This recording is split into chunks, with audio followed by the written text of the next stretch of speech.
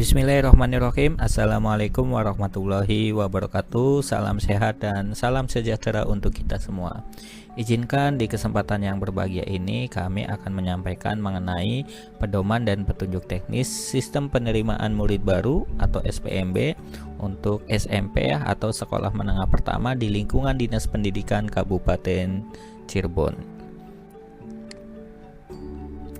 Sesuai dengan surat edaran dari Dirjen PAUD Dasmen nomor 0301 tahun 2026 bahwa SPMB tahun ajaran 2026-2027 ini dilaksanakan berdasarkan pada Permen nomor 3 tahun 2025 tentang SPMB.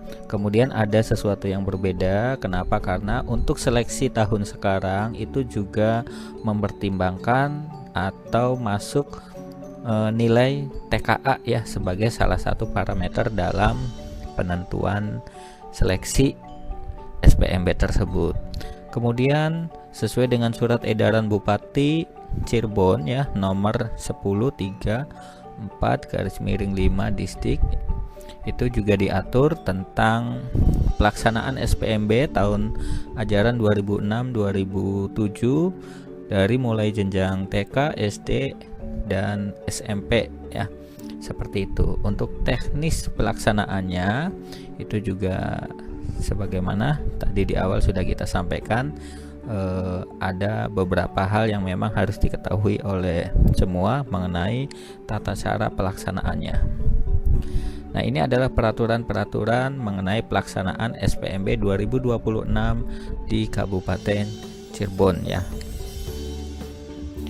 Daftar isi dari Peraturan Bupati nomor 10 tahun 2025 tentang SPMB yaitu untuk jenjang TK, SD, dan SMP, yang mana ada ketentuan umum sistem penerimaan murid baru, pendataan ulang dan pemutakhiran data, kemudian perpindahan murid, pelaporan, pembinaan dan pengawasan, pelanggaran dan sanksi, ketentuan lain dan penutup.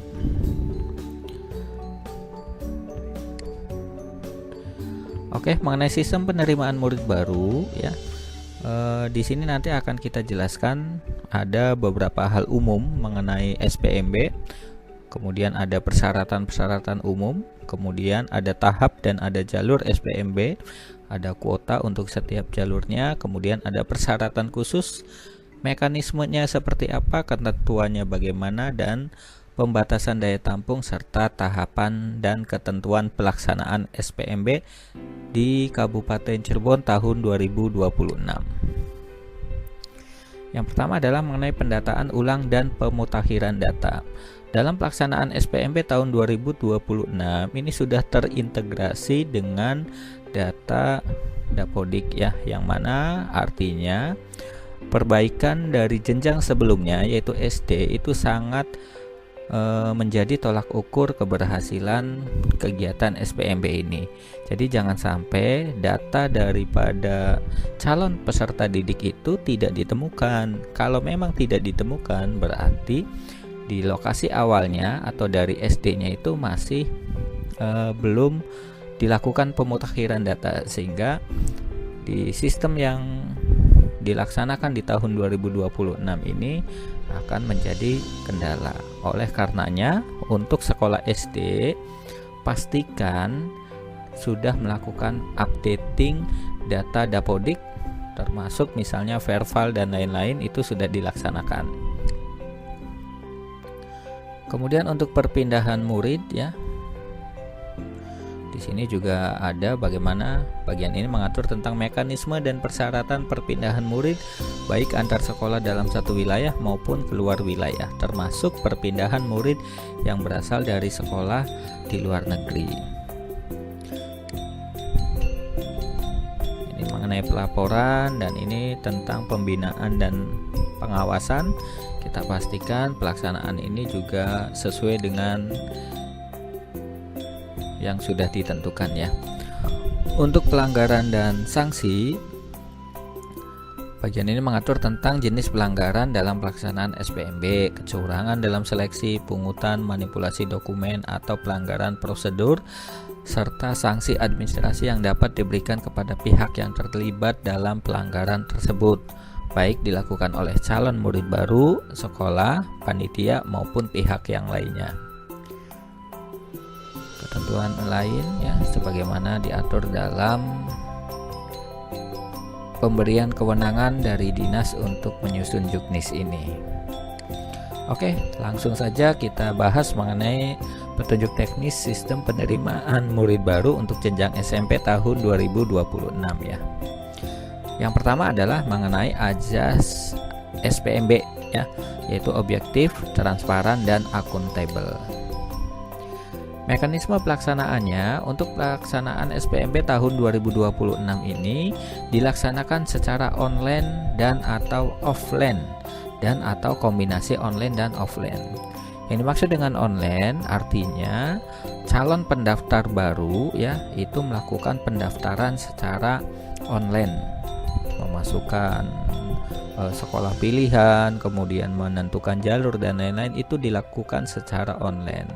Kemudian offline-nya setelah melakukan pendaftaran online, pendaftar juga wajib offline. Offline itu artinya adalah datang ke sekolah tujuan dengan membawa berkas persyaratan, baik persyaratan umum maupun persyaratan khusus sesuai dengan jalur yang dipilihnya, seperti itu. Jadi jangan sampai karena sudah melakukan pendaftaran online kemudian tidak melakukan verifikasi data ya, seperti itu. Itu tetap harus dilaksanakan. Untuk persyaratan umumnya bagi calon murid baru kelas 7, yang pertama adalah berusia paling tinggi 15 tahun pada tanggal 1 Juli tahun berjalan dan telah menyelesaikan kelas 6 SD MI atau bentuk yang sederajat ya.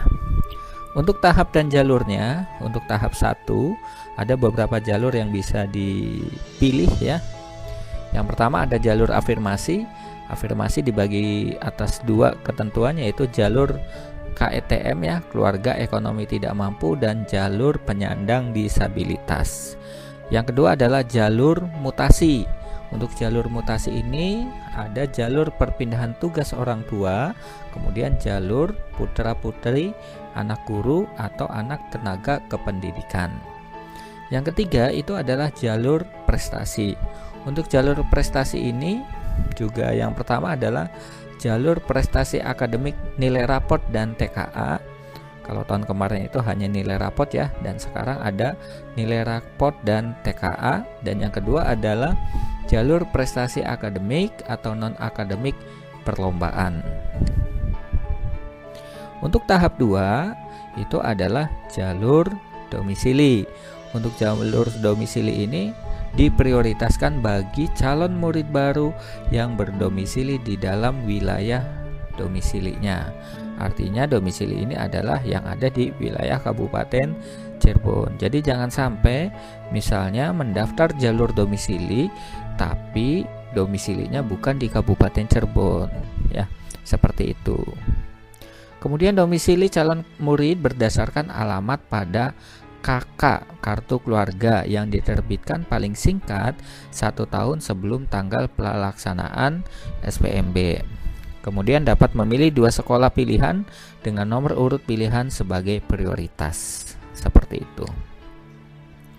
Untuk kuotanya, untuk jalur afirmasi itu ada 20% ya, terdiri dari 18% adalah jalur KETM ya, dan 2%-nya itu adalah jalur penyandang disabilitas. Untuk mutasi anak guru dan tenaga kependidikan itu 5%. Untuk perpindahan tugas orang tuanya 2,5%. Untuk anak putra-putri, tenaga kependidikan dan guru itu adalah 2,5% dari kuota setiap sekolah. Kemudian untuk tahun sekarang ini ada 3 istilah baru ya. Yang pertama adalah SMP Negeri Reguler. Yang kedua adalah SMP Negeri Unggulan Akademik, dan yang ketiga adalah SMP Negeri Unggulan Olahraga. Untuk SMP Negeri Reguler itu untuk jalur prestasi akademik sebesar 30%, yang mana 20%-nya merupakan nilai raport dan TKA, dan 10%-nya ini untuk jalur kejuaraan yang lain. Sedangkan khusus untuk SMP Negeri Unggulan Akademik, di sini ada 3 sekolah ya. SMP 1 Sumber, SMP 1 Duku Puntang, dan SMP Negeri 1 Lemah Abang. Itu kuotanya 35%. 25% itu merupakan nilai raport dan TKA, dan 10%-nya untuk kejuaraan. Sedangkan untuk SMP Negeri Unggulan Olahraga, ada SMP 2 Palimanan, ada SMP 2 Sumber, SMP Negeri 1 Suranenggala, SMP Negeri 1 Beber, SMP 1 Ciledug, SMP 1 Babakan, dan SMP 2 Arjawinangun. Itu 35% juga, yang mana untuk prestasi akademik dan nilai raport TKA-nya ya itu 20%, dan kejuaraannya itu adalah 15% ya, seperti itu. Kalau misalnya sekolah yang ingin dituju itu tidak berada di antara SMP Negeri Unggulan Akademik ataupun SMP Negeri Unggulan Olahraga, berarti sekolah tersebut masuknya sebagai SMP Negeri Reguler ya, seperti itu.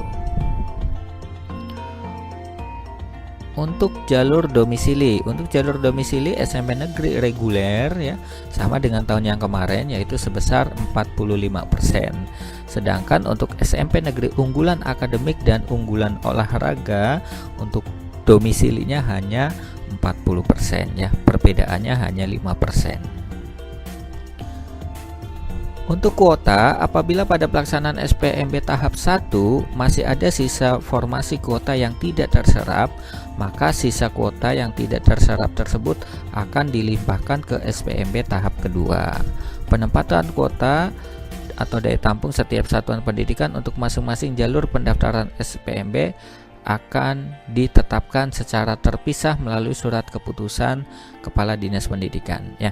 Jadi misalnya pada tahap 1 itu ada jalur anak guru dari kuota misalnya 10 orang, ternyata yang diisi hanya 5 orang, maka kuota yang 5 orang itu akan otomatis atau akan dilimpahkan ke tahap 2 atau akan menambah jalur domisili nantinya, seperti itu. Nah ini ya, seperti yang tadi kita sampaikan, ini adalah kurang lebih untuk jalurnya, ini untuk kuotanya. Kemudian untuk persyaratan khusus untuk jalur afirmasi KETM ya, keluarga ekonomi tidak mampu, itu ada beberapa persyaratan khusus yang harus dipenuhi. Yang pertama adalah kartu KIP ya, KIP yang diterbitkan oleh Kementerian dan terdata dalam Dapodik. Yang kedua adalah surat keterangan terdaftar DT-SEN, Data Tunggal Sosial Ekonomi Nasional, yang diterbitkan oleh Dinas Sosial Kabupaten Cirebon melalui Puskesos desa atau kelurahan setempat ya. Jadi selain persyaratan umum untuk jalur KIP atau KETEM ya, itu berarti harus menyertakan kartu KIP atau surat keterangan terdaftar DT-SEN ya. Biasanya nanti ada Desil 1, Desil 2, Desil 3 dan seterusnya. Data keluarga ekonomi tidak mampu tidak boleh menggunakan data kartu Indonesia Sehat dan surat keterangan tidak mampu.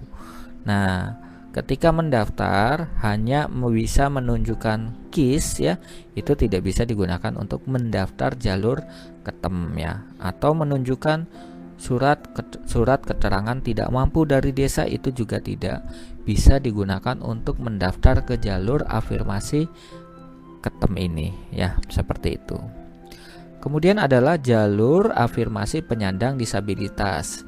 Dibuktikan dengan surat keterangan dari dokter atau dokter spesialis atau punya kartu penyandang disabilitas yang dikeluarkan oleh kementerian yang menyelenggarakan urusan pemerintahan di bidang sosial.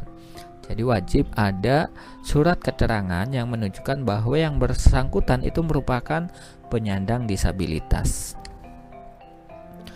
Untuk perpindahan tugas orang tua, yang pertama dibuktikan dengan surat keterangan pindah domisili.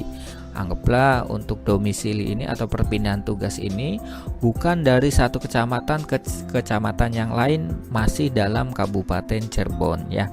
Jadi jalur perpindahan tugas ini adalah dari luar Kabupaten Cirebon yang kemudian pindah ke Kabupaten Cirebon. Misalnya tadinya tugas di Kabupaten Karawang, kemudian pindah ke Kabupaten Cirebon. Nah, itu baru bisa memanfaatkan jalur perpindahan tugas ya. Yang pertama dibuktikan dengan surat keterangan pindah domisili. Yang kedua adalah surat penugasan dari instansi, lembaga, kantor atau perusahaan yang mempekerjakannya. Surat penugasan maksimal 1 tahun sebelum tanggal pendaftaran penerimaan murid baru. Jadi jangan sampai pindahnya itu sudah 2 tahun, kemudian masih menggunakan surat tersebut untuk daftar melalui jalur perpindahan tugas. Itu tidak bisa. Kemudian perpindahan tugas ini bukan hanya untuk pegawai negeri ya, swasta juga boleh, nggak apa-apa. Misalnya orang tuanya kerja di pabrik, tadinya di cabang Bandung, kemudian sekarang misalnya pindah ke cabang Kabupaten Cirebon, itu bisa digunakan ya. Kemudian untuk jalur putra-putri anak guru atau tenaga kependidikan dibuktikan dengan pertama adalah kartu keluarga, yang kedua adalah surat penugasan orang tua sebagai guru atau tenaga kependidikan. Biasanya SK awal, kemudian SK yang sekarang yang terbaru untuk guru bisa juga dengan melampirkan serdik ya. Seperti itu. Untuk tenaga kependidikan juga tidak apa-apa ya, boleh menggunakan surat dari kepala sekolah. Untuk penugasan orang tua sebagai anak guru atau tenaga kependidikan ini bukan hanya berlaku untuk ASN, non ASN atau dari instansi lain, misalnya dari Depag ya, itu pun bisa menggunakan atau memanfaatkan jalur anak guru atau tenaga kependidikan ini. Kemudian untuk jalur prestasi akademik non akademik ya, sebagaimana tadi sudah kita sampaikan, ada untuk sekolah unggulan olahraga yang mana jenis olahraganya ya. Kemudian ini untuk bidang keagamaan ya, ada untuk agama non muslim ya, ada Kristen, Katolik, Hindu. Kegiatan jenis lombanya, kemudian dokumen prestasi yang harus disiapkan, ada piagamnya, ada sertifikatnya atau bukti penguat lainnya, seperti itu. Kemudian khusus untuk muslim ya, selain ada musabaqah tilawatil Quran, MTQ, ada qasidah, nasid, yang sekarang itu adalah ada hafiz Quran. Nah, untuk hafiz Quran itu ada surat keterangan hasil tes jumlah juz yang dihafal dari sekolah tujuan. Jadi nanti untuk yang memanfaatkan jalur hafiz Quran ini bisa ketika datang nanti langsung akan dites oleh tim seleksi yang ada di sekolah tujuan. Kemudian sekolah tujuan akan mengeluarkan surat, misalnya yang bersangkutan hafal berapa juz ya, juz 1, juz 2 atau 10 juz dan seterusnya. Itu bisa digunakan untuk mendaftar.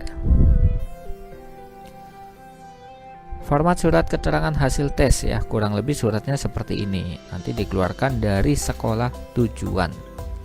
Ini nanti sekolah tujuan akan mengeluarkan surat ini yang menyatakan yang bersangkutan misalnya sudah hafal 2 juz atau baru 1 juz atau 30 juz ya. Ini nanti akan dikeluarkan oleh sekolah tujuan. Kemudian jalur prestasi akademik nilai raport dan TKA.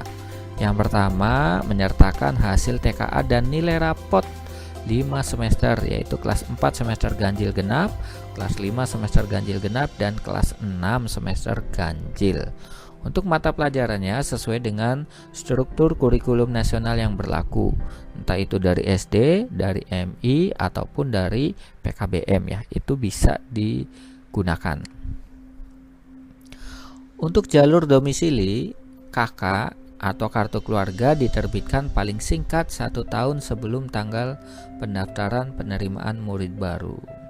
Nah, terus bagaimana misalnya ya, jika ada calon pendaftar itu ternyata titi mangsa kakaknya kurang dari 1 tahun karena adanya penambahan anggota keluarga atau yang lainnya sebagaimana dijelaskan di bawah ini, itu bisa dengan cara melampirkan kartu keluarga yang lamanya ya.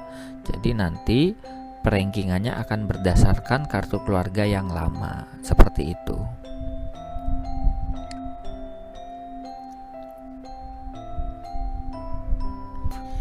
Ini ya mengenai kartu keluarga. Kemudian mengenai mekanisme seleksi.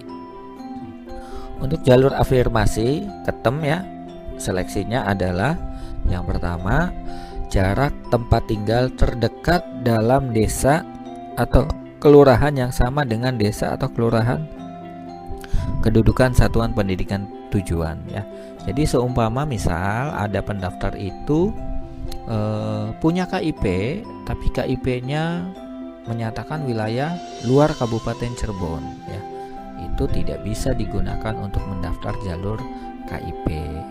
KIP tetap yang menjadi parameternya adalah domisili ya, di mana yang bersangkutan itu tinggal. Kalau misalnya domisilinya berada di satu desa dengan sekolah tujuan, itu menjadi prioritas pertama. Kemudian yang kedua baru desa-desa yang ada di sekitarnya. Seperti itu. Untuk penyandang disabilitas juga sama ya. Parameter pertama itu adalah jarak tempat tinggal terdekat dengan desa atau kelurahan yang sama dengan desa kelurahan kedudukan satuan pendidikan sekolah. Setelahnya baru jarak tempat tinggal yang terdekat dengan sekolah tujuan. Untuk putra-putri, anak guru dan tenaga kependidikan, prioritas pertama adalah bagi anak guru dan tenaga kependidikan yang mengajar pada satuan pendidikan tujuan ya. Kan nggak mungkin misalnya ngajarnya di sekolah A, anaknya ternyata sekolah di sekolah B ya. Itu menjadi prioritas pertama. Kalau ini sudah tidak ada, baru nanti akan memilih parameter yang kedua, yaitu calon murid putra-putri anak guru. Maaf ya, kita kembali.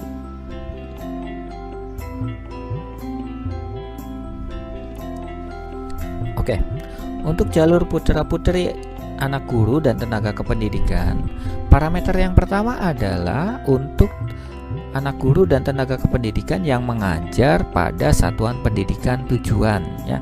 Jadi anaknya bapak ibu guru, anaknya pegawai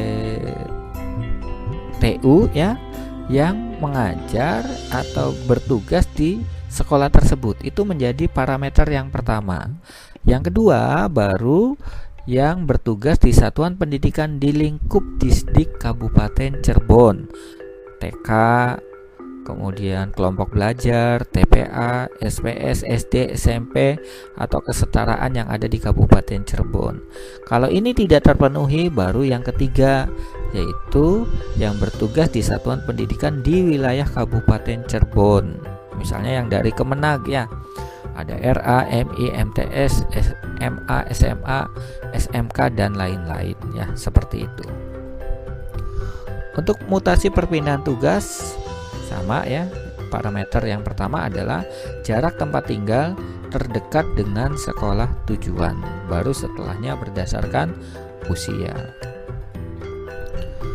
Untuk prestasi akademik dan non-akademik, kejuaraan perlombaan ya, ada pembobotan. Tentunya pembobotan ini sesuai dengan jenis lomba yang dipilih pada saat melakukan pendaftaran ya, seperti itu. Kemudian eventnya juga bervariasi, ada yang diselenggarakan oleh pemerintah pusat, pemerintah daerah, yang diselenggarakan oleh dinas pendidikan atau di luar dinas pendidikan. Kemudian tingkatnya dari kabupaten, provinsi, nasional, internasional, prestasinya perorangan ataupun pergu itu juga sama ya. Ini kurang lebih gambaran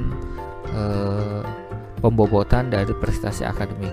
Kita ambil contoh yang pertama, Misalnya event atau kejuaraannya penyelenggaranya adalah pemerintah pusat. Dia juara 1 perorangan, tingkatnya tingkat nasional atau internasional. Nah, ini akan mendapatkan bobot 400 atau yang paling tinggi. Tetapi kalau misalnya dia mengikuti juara 1 perorangan, tingkatnya kabupaten atau kota, dia maka hanya akan mendapatkan bobot 280 ya, kurang lebih seperti itu. Nah, pembobotan ini nanti akan otomatis muncul ketika Bapak Ibu memilih jenis kejuaraan, juaranya perorangan atau per kelompok, tingkatnya apa, ini akan otomatis muncul pada saat melakukan pendaftaran.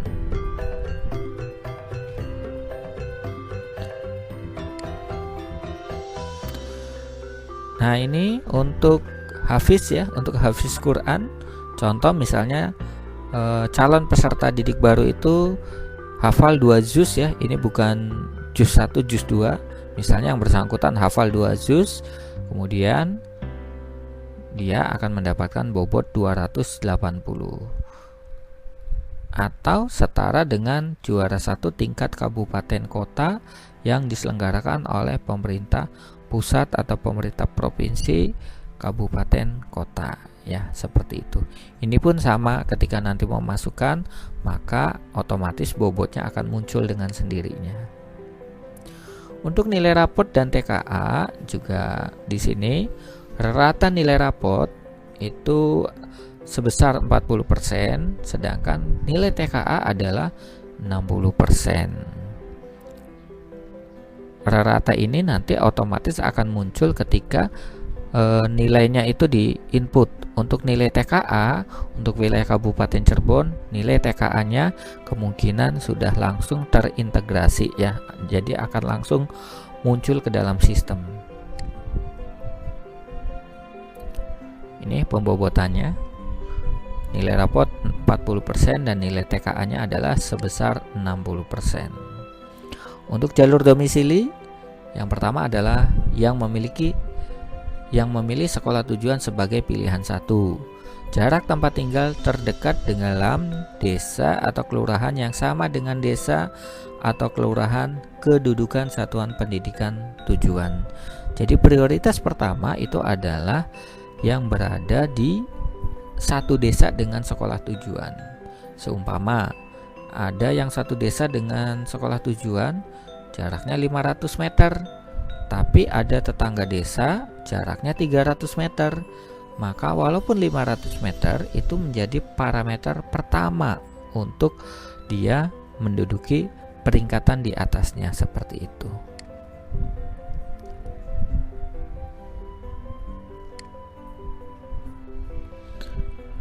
Oke, selanjutnya adalah mengenai optimalisasi. Apa itu optimalisasi? Seumpama nih tahap 1 tidak selesai, tahap 2 juga tidak selesai, maka kewenangan ini bukan berada di sekolah tujuan, tapi kewenangan ini ada di Dinas Pendidikan. Nanti Dinas Pendidikan akan melakukan penetapan bagaimana penambahan formasi atau bagaimana itu akan dilakukan oleh Dinas Pendidikan. Jadi bukan oleh sekolah tujuan ya, seperti itu kurang lebih. Untuk jadwalnya, untuk tahap 1 akan mulai dilaksanakan pada tanggal 18, 19, 20, 22 dan 23 Juni ya. Jadi 5 hari kerja. Pendaftaran hari terakhir paling lambat sampai jam 12. Lebih baik jangan melakukan pendaftaran di tahap atau di hari-hari terakhir karena membutuhkan waktu untuk verifikasi dan lain-lain. Kalaupun terpaksa melakukan pendaftaran di hari terakhir, usahakan maksimal itu sampai jam 11 siang ya.